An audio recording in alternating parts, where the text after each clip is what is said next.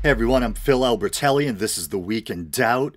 I know it's a little early to be releasing another episode, but I couldn't resist covering this story. So it looks like Ken Ham from Answers in Genesis has topped himself.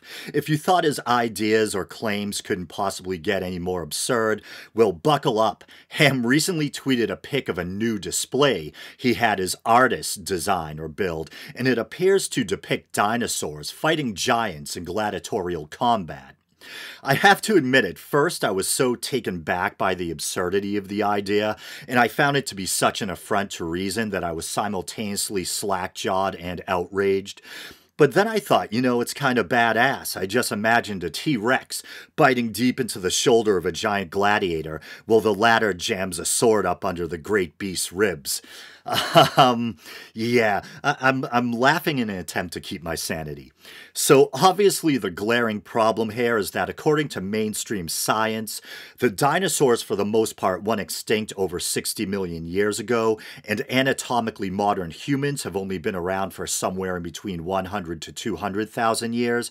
So that's quite the disparity or chronological gap.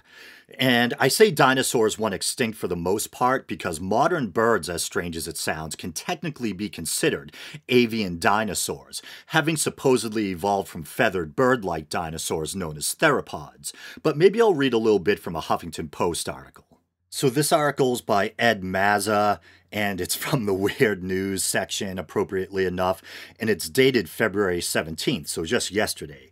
Creationist Ken Ham's giant Noah's Ark to feature Dinosaurs vs. Giants diorama. A new display going into the Creationist Noah's Ark attraction in Kentucky shows what appears to be gladiator-style fights involving humans, giants, and a dinosaur. Ken Ham, founder of the group that runs the attraction, tweeted images of the new diorama on Thursday.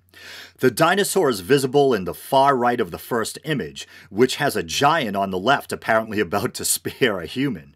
Or spear, S-P-E-A-R. Ham, who believes in a strict literal interpretation of the Bible, claims the planet is roughly 6,000 years old, that humans existed alongside dinosaurs, and that Noah even carried dinosaurs with him on the ark during a global flood roughly 4,300 years ago. Scientists estimate that dinosaurs died out 65 million years ago, or a good 64.8 million years before the first Homo sapiens, who evolved roughly 200,000 years ago. There is no scientific evidence for a race of giants. No shit. And this whole thing about giants, it's probably a reference to the so-called Nephilim. And I believe there's two places in the Old Testament where we can find that word. First, there's Genesis 6:4, and I'll read from the English King James Version. There were giants in the earth in those days, and also after that, when the sons of God came in unto the daughters of men, and they bare children to them. The same became mighty men, which were of old men of renown.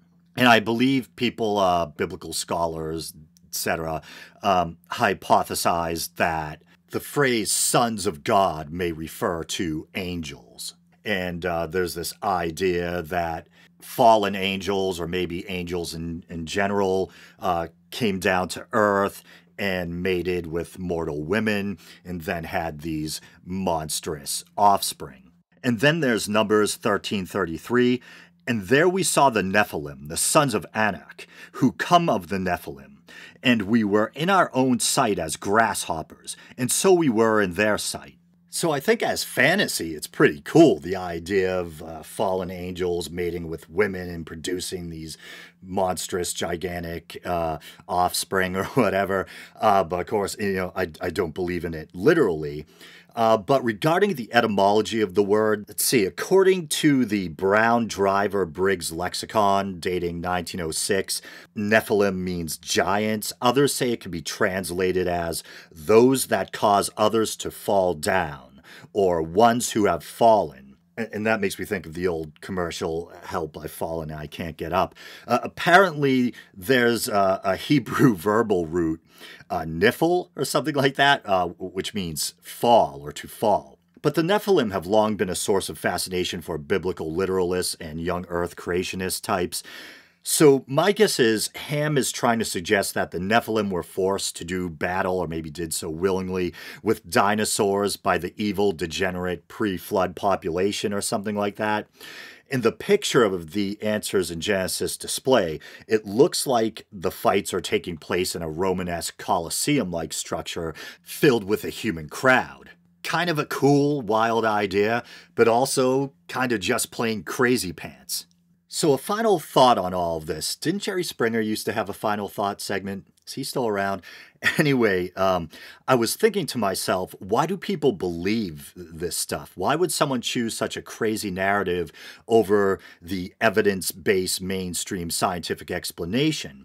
And the obvious answer is that they probably embrace such alternative beliefs because they shore up or reinforce their fundamentalist Christian worldview. Then that got me to thinking how, I'd like to believe that we believe in the assertions of mainstream science because they're supported by evidence.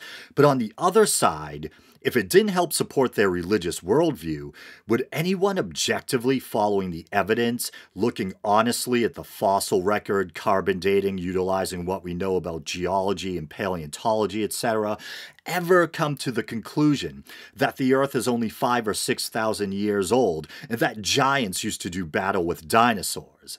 And that reminds me, where in the Bible does it speak about the Nephilim battling dinosaurs in a Colosseum? It sounds like Ham pulled that one out of his fevered imagination. As a man of God, is he supposed to be taking such liberties with the biblical narrative? The whole thing's strange on a number of levels. But I think that pretty much covers it. All right, everyone, thanks for listening and or watching, and until next time.